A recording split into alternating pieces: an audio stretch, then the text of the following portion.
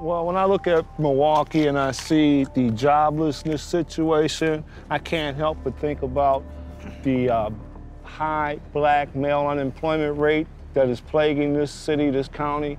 At this point, there is such a tremendous inequality in terms of the wealth, resources, the distribution, and that creates all kinds of problems. A friend of ours is $80,000 in debt just for a bachelor's degree, $80,000 in debt. He figures he's gonna be paying for it for the rest of his life.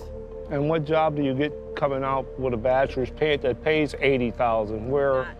Where when I was in college, it was probably $800 for 2 semesters, but you're gonna come out, you're gonna get a job paying at least $8,000 a year. So you saw where the benefit, how you'll pay a little money up front, but you will recoup it later on. There's no guarantee that getting a good education anymore is going to give them any kind of good job, but it's probably going to give them a lot of debt. I think about my daughter that's, sleeping on my couch now because she was evicted from her apartment.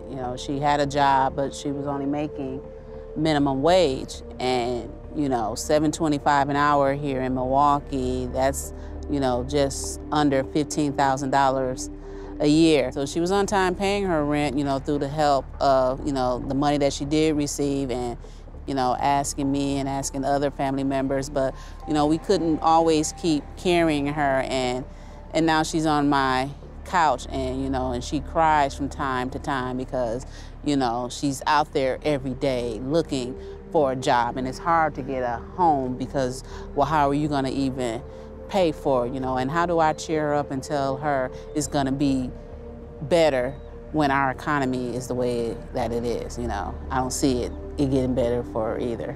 All I can do is give her a couch.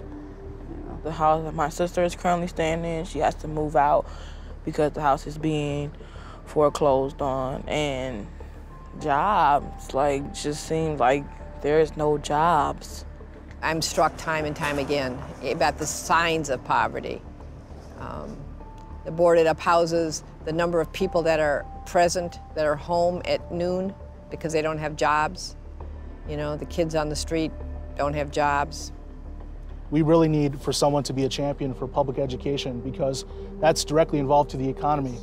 Whether or not you can get a college education is potentially your pathway out of poverty. I feel like the past couple years, Wisconsin has been ground zero for workers' rights, and I feel like Obama could have done more to speak out in support of workers' rights. With President Barack Obama, I think there's a lot more he should have done when he bailed out Wall Street, as far as making sure that everyday people became recipients of some of that bailout instead of all that money just being tied up on Wall Street and not being redistributed.